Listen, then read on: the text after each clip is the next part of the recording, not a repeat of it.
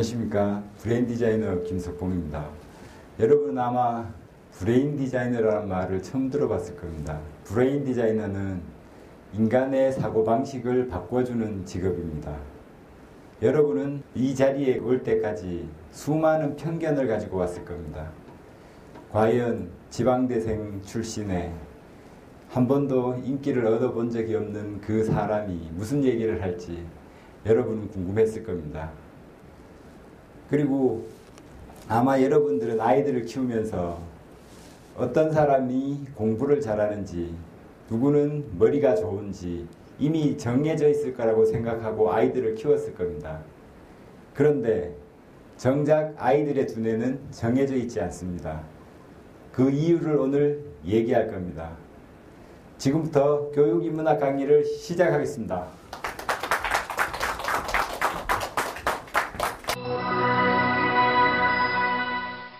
옛날, 아주 먼 옛날, 이 세계에는 빛도 소리도 아무런 움직임도 없었습니다.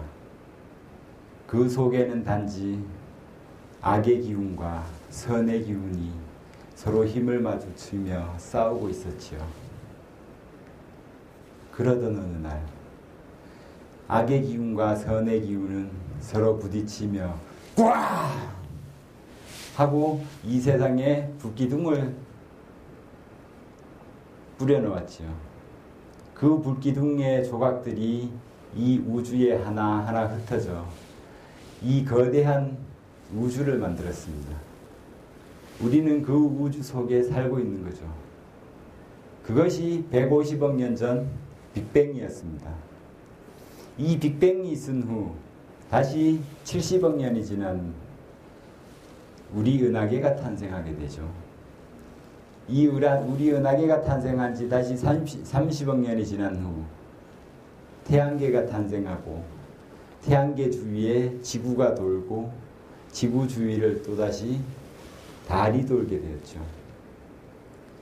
이 130억 년의 시간이 흐르는 동안 이 우주의 모든 물질들은 식어가고 그 식어가는 속에서 우리는 또다시 일렁이는 물결을 느끼게 되는 거죠.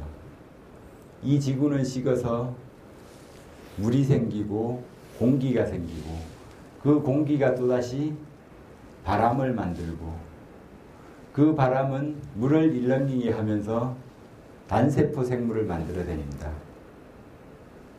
이 지구가 탄생하고 단세포 생물이 나타날 때까지 28억 년이란 긴 세월이 걸리죠. 그리고 또다시 세월이 흘러 12억 년이 지난 어느 날 이 지구에 유인원이 탄생합니다. 유인원이 다시 호모사피엔스가 되고 호모사피엔스가 현생 인류가 될 때까지 15,000년의 시간이 걸렸다는 겁니다. 여기에서 여기까지 오는데 600만 년의 시간이 걸리고 이렇게 호모사피엔스가 나타날 때까지 우리는 진화해 온 거죠. 이 진화의 과정에서 지그문트 프로이트는 이런 말을 했습니다. 우리의 인간의 두뇌에는 우리가 의식하는 부분은 빙하의 윗부분이고 의식하지 못하는 그 밑에 빙하의 바닷물 수면 아래의 것이 무의식의 세계다라고 말했습니다. 이 무의식의 세계가 의식의 세계보다 훨씬 더 광활하죠. 이 인간은 지구 위에서 살아가는데 이 광활한 우주가 우주 중간에 태양계가 있고 또 한 기퉁이에 지구가 있고 그 지구에 우리 인간의 육체가 살아간다는 겁니다. 마찬가지로 우리의 두뇌에는 광활한 무의식의 세계가 있고 그 무의식의 윗부분에 우리가 의식하는 조금의 시간이 있는 거죠. 이 무의식의 세계를 지그문트 프로이트는 빙산의 일각으로 설명을 했습니다. 그랬더니 그의 제자 칼 구스타프 융은 무의식의 세계는 그게 아니다. 선생님 당신 틀렸다. 그래서 거기서 반기를 들죠. 반기를 들면서 이 사람이 하는 얘기가 뭐 아니무스, 아니마, 컴플렉스, 그림자, 원형 이런 이야기를 했는데 이런 것들은 뭐 무의식의 세계를 자꾸 나눈 거고 이 사람에게 볼 수 있는 것은 개인적 무의식과 집단 무의식이라는 겁니다. 인간은 개인적 무의식이 있고 집단 무의식이 있는데 우리가 우리 종족으로서 우리 종족이 한국인인데 한국인으로서 외국을 보게 되면 알게 모르게 거부감이 있죠. 금방 알아차리죠. 내가 의식하지 못하는 사이에 아, 저 사람은 외국인이야. 아, 이 사람은 한국인이야. 우리는 알아간다는 겁니다. 그것이 우리 무의식 속에 들어있다는 거죠. 그리고 우리 집단, 한국인으로서의 가지고 있는 그런 무의식을 이 사람은 집단 무의식이라고 그러고 그리고 또 개인적으로 경험한 것들이 있는 것을 이 사람은 개인 무의식이라고 했습니다.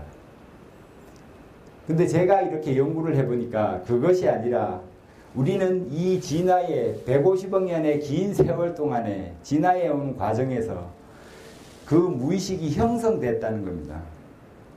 어떤 한 특정 기간에서 한 종족에 의해서 만들어지는 것이 아니라 우리는 지금까지 계속 그렇게 무의식을 만들어 왔다는 거죠. 그래서 우리는 꿈을 꾸면서 내가 원숭이가 되는 꿈도 꾸고 하늘을 나는 꿈도 꾸고 바다를 수영하는 꿈도 꾼다는 겁니다. 그것이 단세포 생물에서 수중생물이 되고 수중생물이 다시 양서류가 되고 양서류가 파충류가 되고 조류가 되고 포유류가 되는 과정에서 우리 몸에 배어 있다는 거죠. 인간의 몸에는 DNA라는 형식으로 진화의 과정이 들어있고 우리의 정신세계에는 그 많은 무의식의 세계로 형성되어 있다는 겁니다. 그것이 우리 꿈으로 실현이 되고 우리가 알지 못하는 사이에 그것들의 작용을 한다는 거죠. 그래서 이 융은 그거를 해석해내기 위해 많은 꿈에 대해서 엄청 노력했습니다. 그리고 토테미즘이나 연금술 이런 거에 관해서 심취했죠. 그만큼 심취하다 보니까 이 사람은 이 연금술에 대해서 많은 것을 알게 됐지만 결국은 이 사람은 거기에 한계에 갇혀버린 거죠. 실제로 인간의 무의식의 세계는 그게 아니라는 거죠.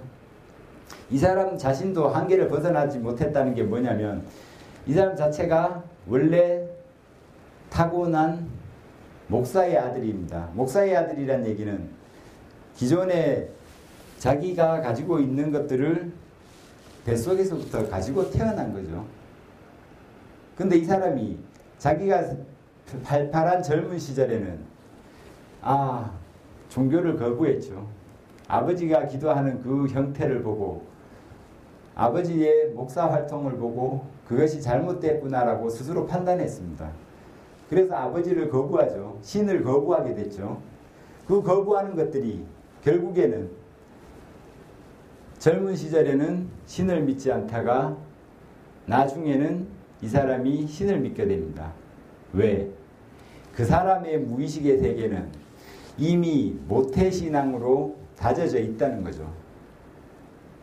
그 모태신앙이 있었기 때문에 그 사람은 거기서 벗어날 수가 없는 거죠. 그 벗어날 수 없는 거를 그 사람은 무시했지만 결국은 믿게 된다는 얘기는 인간의 무의식의 세계가 얼마나 중요한지를 나타내는 거죠. 그래서 종교인들은 모태신앙을 굉장히 찬양하는데 그 아이가 모태신앙으로부터 벗어나기 위해서는 그만큼 힘들어진다는 겁니다. 세상을 보는 눈을 항상 모태신앙의 눈으로 본다는 거죠. 신이 있다고 생각하고 항상 세상을 보는 거죠. 근데 그 아이가 학교에 들어가서 이 진화론을 본다면 그 아이는 이중의 생각을 갖는 거죠. 한쪽으로는 그건 그럴 수도 있고 아니면 그 신의 세계를 무시할 수도 있고 그것과 그것과는 다르다고 생각하는 거죠. 이렇게 인간은 모태신앙이라는 것 자체가 엄청 사람의 두뇌를 붙잡아 맨다는 겁니다. 이렇게 우리는 진화의 과정이 몸으로는 DNA에 고스란히 남아있고 육체적으로는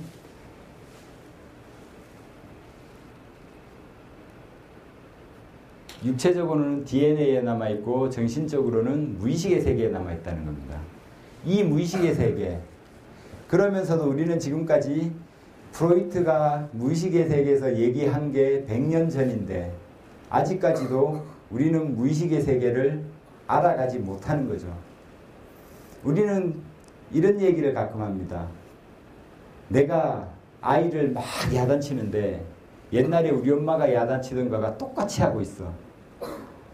그 이야기는 그 사람의 무의식의 세계에 이미 엄마와 똑같은 의식이 들어가 있다는, 무의식이 들어가 있다는 거죠. 그래서 그 엄마의 이야기를 벗어날 수 없는 거죠.